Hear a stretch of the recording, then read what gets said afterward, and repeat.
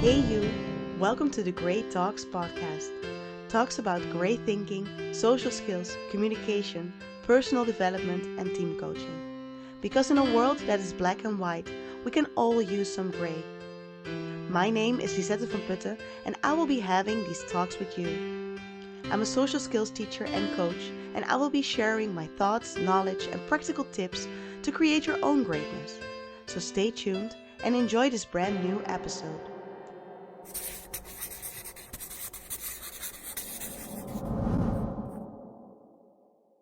Episode number 6. Yes. Welcome to a new episode of the GreyT Talks podcast. This episode is a very special one because I've already talked about this. In episode 3, I talked about perfectionism and I already told you that I was going to do a separate episode about the 3 circles of judgment. So this episode is going to be about just that, the 3 circles of judgment. So when I talked to you about perfectionism, I told you that one of the first questions that I always have when it comes to perfectionism is who decides what is actually perfect? And we tend to answer that question with teachers, parents, family, colleagues, bosses. So we tend to put that power of deciding what is perfect into someone else's shoes. Which, of course, makes sense because when you're younger and you're actually growing up and you're learning things and you're developing yourself, those are the people that are giving you the feedback that you need to actually grow. So we tend to put a lot of weight on that feedback as we grow older as well. And if you are struggling with perfectionism, then those are the people that we actually give a lot of power because we think that they are the people that decide what is perfect. But when it comes to perfectionism, the biggest critic that you have to deal with is yourself. You are actually your own biggest critic when it comes to deciding what is perfect, judging about how good something went or how you can improve, can be better. And it all comes back to you. And I'm going to explain that according to the 3 circles of judgment. And those 3 circles of judgment is something that I developed and created when I was giving the workshops on perfectionism because I noticed that when it comes to criticizing yourself and when it comes to the whole question on who decides what is perfect, there are different ways that we tend to criticize as a perfectionist. So the first circle is you. It's like the inner circle, it's the closest to yourself, it's your inner critic, it's you judging about everything that you are doing. And I really want to say that it is really important how you talk to yourself because you are always listening. So if you have that inner voice and you are criticizing everything that you're doing, make sure that you change the way that you are talking to yourself because you are listening to yourself like every time, whatever it is that you're saying, and you remember. And when it's repeatedly, then it actually becomes something that you are going to truly believe. One of the things that I always explain on how to change that and how to change the way that you are talking to yourself is to change certain words. Because when we are struggling with perfectionism, one of the things that our inner critic is actually saying is we must do that and we have to do that. And if you notice that that is something that you do, maybe try to change it into I want to or I will, which is a lot nicer. And that way we can change the way that we are talking to ourselves and trying to not be as harsh and as judgmental to ourselves. And maybe it feels as if it's just a really small thing to change, but that I must do this and that, or I really have to. If that is something that you are repeatedly saying to yourself, you don't even realize it anymore and it becomes normal, but you are criticizing yourself every time you actually say that because if you are putting that much pressure on yourself and it is something that you might not achieve, you might not be able to achieve it yet, then we tend to get really mad about that. We can really be disappointed. But if you change it and you say, I want to, and you aren't able to actually get there or to achieve it, then it feels less hard to not be able to achieve everything. Because let's face it, if you are a perfectionist, realistic goals are really hard to set because we already tend to overachieve and set unrealistic goals, which, I mean, sometimes you get really motivated and it can be really helpful. But if you notice that every time you set certain goals, or you make a planning and you're organizing everything, but you don't really succeed and you cannot finish everything that you planned, then it's not realistic. So the goals you set weren't realistic. We can punish ourselves for not being able to actually finish and achieve those goals, or we take a step back and we get to see whether or not it was even achievable in the time that was set or the amount that was due. So that is something to take into account when you notice that you are the one that is actually judging about everything that you are doing. You are pushing yourself and you are putting pressure on yourself by using words like, I must do that, I have to. And I do want to state that it's, of course, a good thing to set goals and dream big. But if you notice that you are actually constantly disappointing yourself because you set unrealistic goals, then it is something to take into account.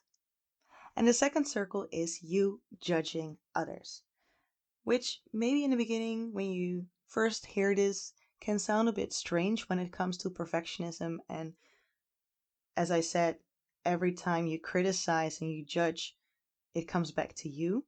How is this when you are judging about others and their work and their appearance and all of that? How is it possible that when you are judging others about their work, about their appearance, or anything else, how does that actually come back to you? Well, what we tend to do when we are criticizing others and when we judge others, it is according to the standard that we have for ourselves. So, for example, if you look at work or maybe study and you feel as if you have to do everything yourself because you don't really trust your colleague or your fellow student on how they would proceed in doing their job or performing while exercising their task. So it's according to your own judgment because you already decided and you might assume that they aren't able. And maybe that's because of previous experiences. You set that standard for yourself and you feel as if everybody has to join you up there as well. And you are judging yourself when you don't get to that standard, but you are also judging others when you think that they don't or when they actually don't. So when you judge others, then it also relates back to yourself because it's according to that standard that you put up there for yourself. And you are expecting from yourself that you are going to meet those standards and achieve those set goals, but you are also expecting that others are able to do that, or you're assuming that they are not able to do that. So that is something to consider when you are noticing that you are judging others and you are critical towards others, whether or not it's you judging them or is it you judging yourself according to the standards that you put and whether or not they are able to achieve that as well. And it's not only work, it can also be like a lifestyle that you have, or you judge others on the way they look or they appear. When you're judging a person when it comes to their looks, it's about the standard that you put for yourself, what you think is nice, is beautiful, is healthy, is what it is that you wanna look like, or you feel as if people should look like that. If you talk about the social expectations when it comes to beauty, you can check the previous episode. I talked a little bit about that as well. So when we are judging others, we are comparing. And when we are comparing ourselves, we actually compare, most of the time we do compare with people that are not even remotely similar to who we are as a person, the goals that we set, what we are capable of. So find your own uniqueness and make sure that you don't judge others according to your own standards. And the last circle, the third circle, is when we are thinking about how others are judging us. So when others are judging you. Because that is something that we think about, but I think it's safe to say that 9 out of out of 10 times people are so busy and caught up with their own lives that they are not even thinking about you. They're not even busy with what it is that you are doing. And when we are thinking about what others are thinking about ourselves, it's actually what we are telling ourselves. So it's actually us thinking those things as well. And that relates back to the first circle as well, where I said you should be aware of how you talk to yourself. This is your mind tricking you into thinking that others might think that from you, but it's actually what it is that you are thinking about yourself, or are afraid of being judged about, or is one of those standards that you feel like you have to live up to according to certain social expectations, as I discussed in the previous episode. And if they, that 1 out of 10 times, if they do judge about you, then it's more about them and about what they are thinking, because it's actually back to circle number 2 for them, like the opposite way. They are judging you about things. It says more about themselves because it's their standards and the goals that they have set and the things that they want to achieve. So it doesn't say a lot about you. So if they do judge you, it's not about you, it's about them. So we have 3 circles of judgment. It's you judging about yourself, where you have to really consider what it is that you're telling yourself, because you're always listening, and how it can really be helpful to change words as must do, have to, into I want to and I will do.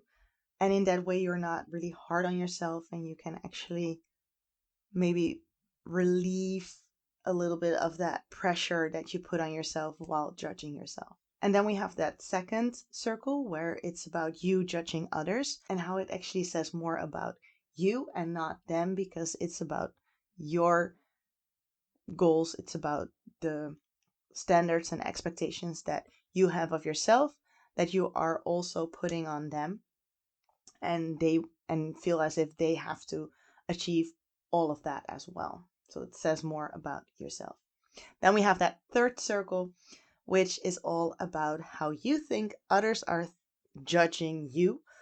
But believe me, people are so caught up in their own lives that they are not really busy about whatever it is that you think that they are judging you about. And if they do, then it's actually their second circle. It's all about them. When they are judging you, it says more on how they are feeling about themselves. So that was everything that I wanted to share when it comes to the 3 circles of judgment. And of course, also in this episode, I'm going to share with you my GreyTrigger and GreyTip. And I already discussed my GreyTrigger a little bit, because it's about telling yourself like you must do this and you have to do that. When I first started dealing with my perfectionism, it was my therapist who pointed that out to me, that she told me, when you are talking, you are actually using that a lot. And ever since she put that out there, I was noticing it every time when I did it. And it was really helpful for me to actually change it into I want to, and I will, to really talk a lot nicer to myself and not put a lot of pressure on myself. So my great trigger is when I hear others do that, because I know how much weight one little word as that has, that when you every time and again and again and again tell yourself you must do something or you have to. So my great tip would be to, if you notice that you are doing that, start changing it. First, just realize whether or not you're doing it. Maybe in the beginning you just notice it when others are using must and have to. And then while you are noticing others using that, you get to be able to actually notice it when it's you that is doing that as well. And then the next step is trying to change it into I want to and I will. Because we really have to be a lot nicer to ourselves, especially when we are struggling with perfectionism, because we are putting that pressure every day, every job, every exercise, every time. We are putting that full pressure on trying to be perfect. And again, perfect is a 7-letter word that shouldn't exist because it's not real. Who decides what is perfect? Thank you for listening to this episode of GreyT Talks. Please let me know what you think, ask me anything, and spread greatness by sharing these talks with everyone you think needs a little bit more grey. Don't forget to be great until our next GreyT Talk.